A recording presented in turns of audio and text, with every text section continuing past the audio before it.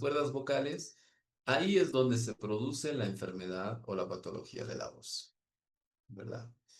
Bueno,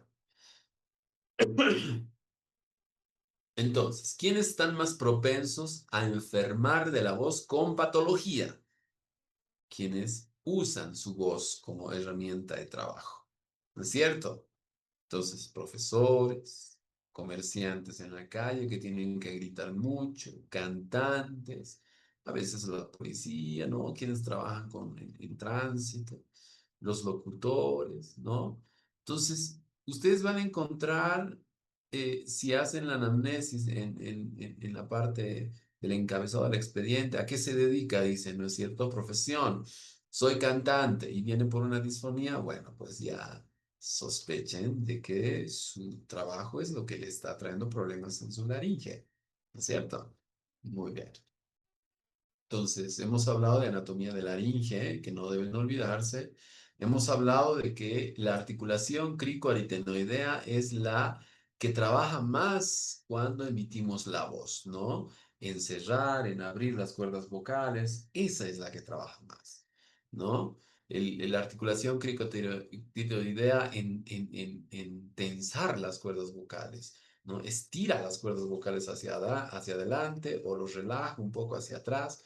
Entonces, la laringe tiene esos movimientos que están en función.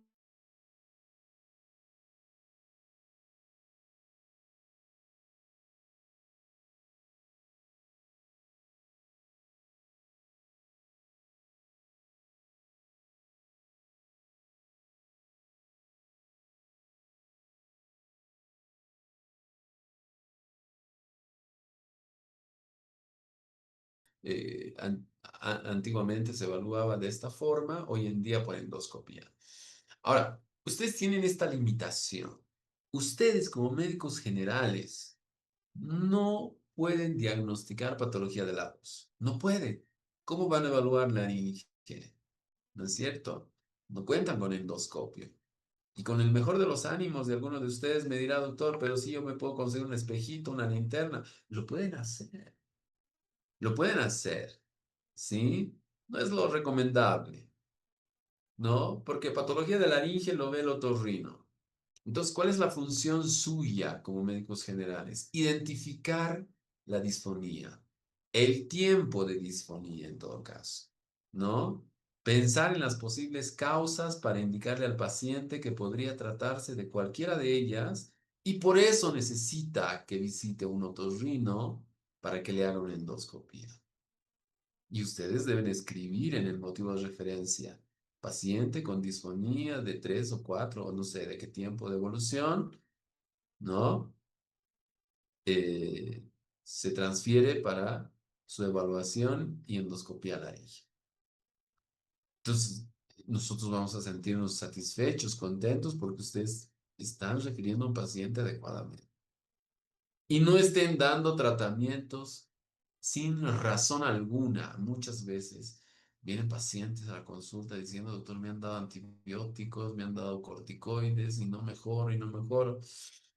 ¿Y cuánto tiempo estabas con disfonía? Ya estoy 6 meses, he ido de un médico a otro médico, ¿no? Y nadie me soluciona. Y no han tenido la gentileza estos médicos generales de derivar al otorrino sabiendo que deben hacerlo. Y si no lo sabían, bueno, pues qué pena. No, para eso están ustedes, con conocimiento, ¿no es cierto? Para que puedan referir a un paciente adecuadamente. Entonces, en este esquema vemos lo que es la línea blanca, las cuerdas vocales, esto lo morado, que es la epiglotis, ¿no es cierto? Y por debajo está la subglotis y los anillos traqueales. Entonces, cuando hay una alteración en el borde de las cuerdas vocales y por cualquier causa, que lo vamos a ver más adelantito, ¿no es cierto? Va a provocar disfonía.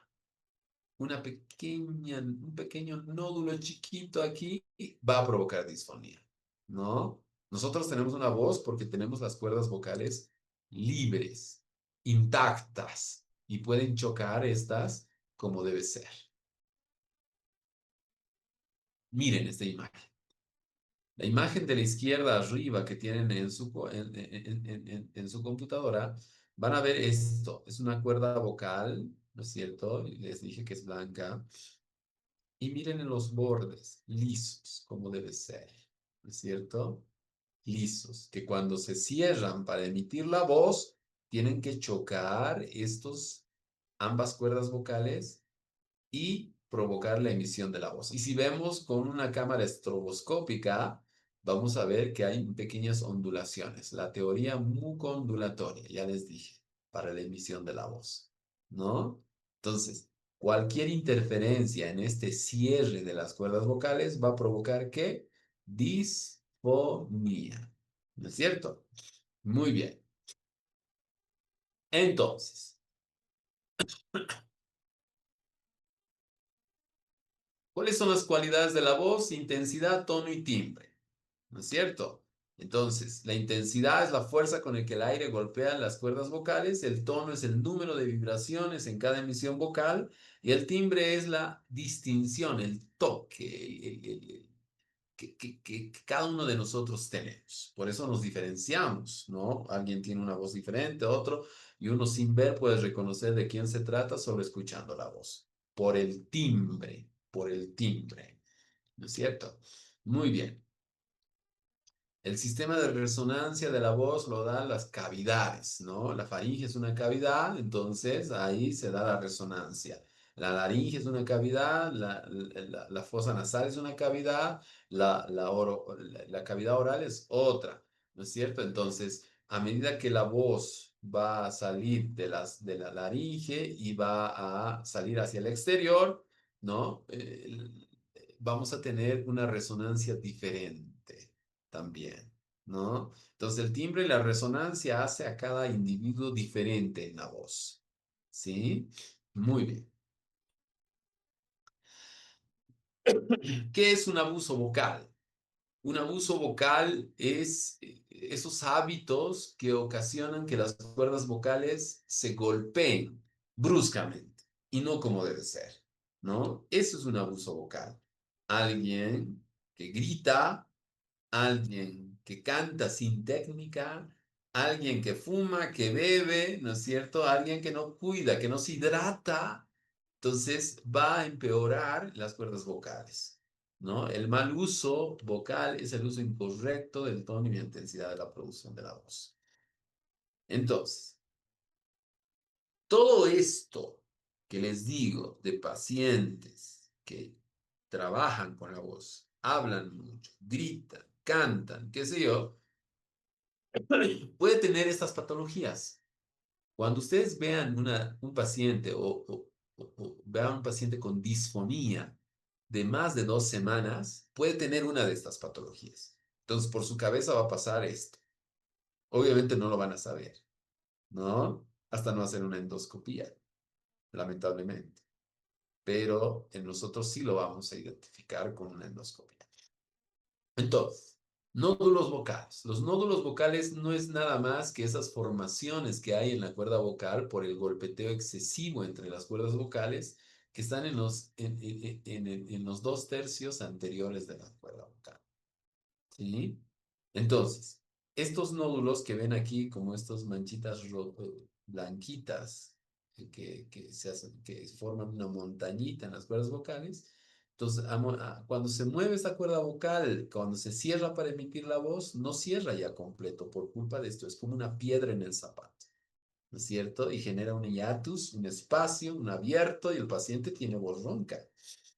Otros son los pólipos de la cuerda vocal. Miren esta montañita roja, que generalmente los pólipos son unilaterales, ¿no es cierto? Entonces uno cierra la cuerda vocal para producir la voz y esto le impide cerrar bien la cuerda vocal y tiene voz ronca, ¿no es cierto? Y esto no va a sanar.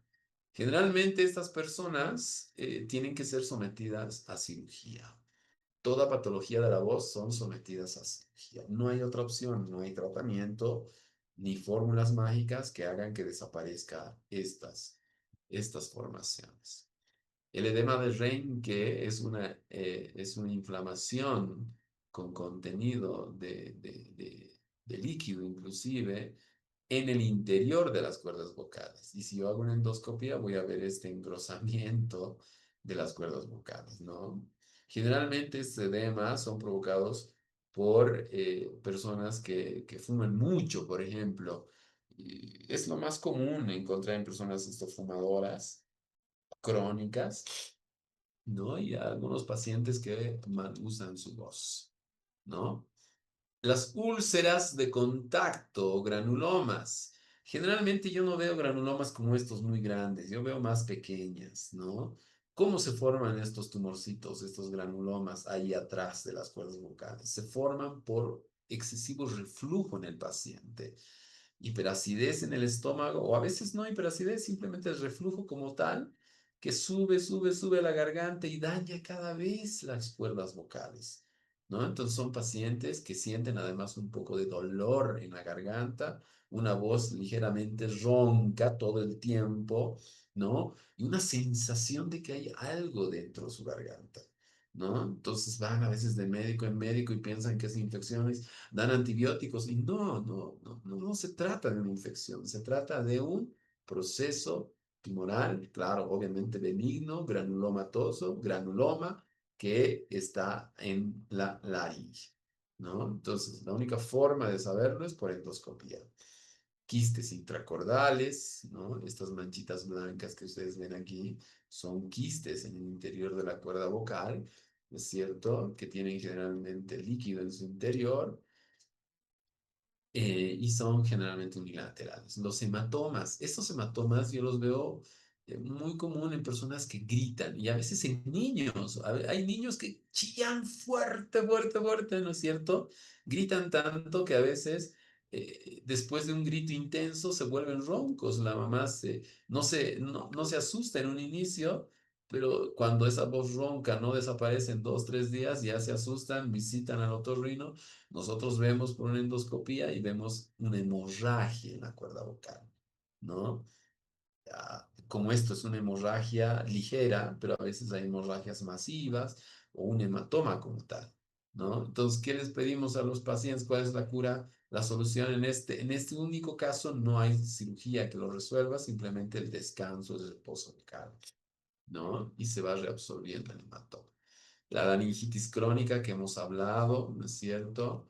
La parálisis de cuerda vocal. Hay pacientes que hablan soplado, una ronquera. No es una ronquera como tal, sino es una disfonía soplada de no producir nada de voz, ¿no? Son pacientes eh, que tienen a veces estas parálisis de cuerdas vocales por lesión del nervio recurrente. Hemos hablado de la inervación, ¿no es cierto? El nervio laringio recurrente, que a veces puede lesionarse después de una cirugía y provocar estas parálisis. O a veces esas parálisis pueden ser idiopáticas o a veces por una patología pulmonar, porque el laringio recurrente pasa por el tórax en su porción superior. Y lo que algunos pacientes temen. Últimamente yo estoy viendo muchos pacientes en mi consulta que me dicen, doctor, estoy ronco ya mucho tiempo. Y cuando son adultos o adultos mayores se asustan y dicen, doctor, creo que tengo cáncer. He visto en el internet, dice que si tengo ronquera y soy un poco mayor, puede ser cáncer. Entonces uno se asusta, ¿no? Entonces, yo les hago la endoscopía y muchas veces simplemente es reflujo o cualquier otro problema banal, pero está muy bien, ¿no? Siempre hay que evaluar porque algunas veces nos hemos topado con esto, con cáncer, ¿no? Entonces, a veces un cáncer inicial con una leucoplasia encima, ¿no es cierto? Lo primero que aparece en estos pacientes es la disfonía. Muchas veces no hay dolor inclusive, ¿no? O un cáncer un poquito más avanzado con compromiso en toda la cuerda vocal, ya hay parálisis o un cáncer ya con sobreinfección grande, ¿no es cierto? Tendría que el paciente haberse dejado los síntomas mucho tiempo para que progrese a este nivel. Entonces, ¿cuáles son los señales de alerta? Es muy importante la alteración de la voz, la disfonía, ¿no es cierto? A veces puede haber dolor de garganta, a veces puede haber algo, tengo doctor aquí adentro en mi garganta, sienten que hay un bulto, ¿no es cierto? O la voz se cansa rápidamente, o una pérdida de la voz, debilitamiento de la voz, tos crónica, ¿no es cierto? Entonces, son síntomas que a veces pasan desapercibidos en algunos pacientes y, y no acuden a especialidad para una endoscopía. Tienen que esperar a veces mucho tiempo y hasta que el problema es mucho mayor, ¿no? Entonces, siempre es bueno, como higiene vocal, evitar toser o carraspear. ¿Qué quiere decir? Toser exageradamente, ¿no? Puede provocar esos hemorragias de la cuerda vocal o carraspeo, ¿no es cierto? Eso es un síntoma, es un signo muy común, ¿no? En mucha gente por reflujo, pero hay carraspeos que también pueden dar otras patologías. Entonces, evitar el consumo de alcohol es muy importante porque inclusive el cáncer de laringe está relacionado con el excesivo consumo de alcohol, ¿no? Evitar fumar, ¿no? Una de las causas más comunes de cáncer en laringe es el cigarrillo. Así que no fumen, no es recomendable. ¿Ya? Entonces, hay que evitar siempre gritar, hay que evitar los cambios bruscos de temperatura, siempre hay que tomar mucho líquido, hidratar la laringe es lo mejor que puede pasar. Por eso yo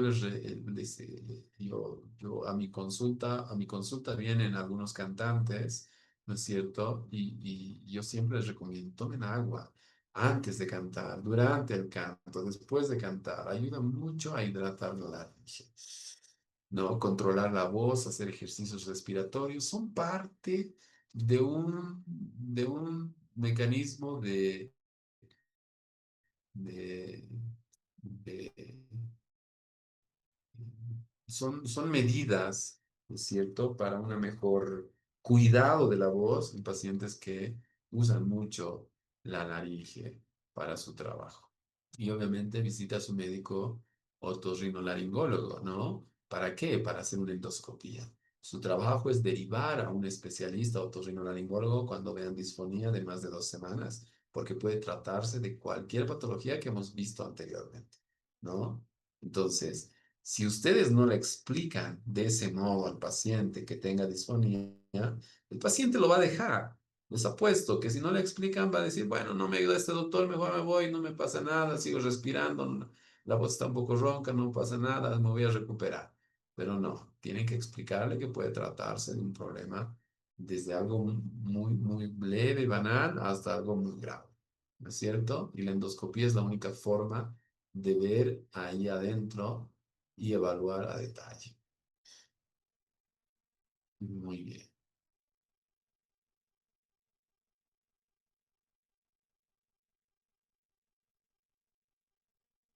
muy bien, muchachos. Eso es todo. Si no hay ninguna pregunta, nos despedimos.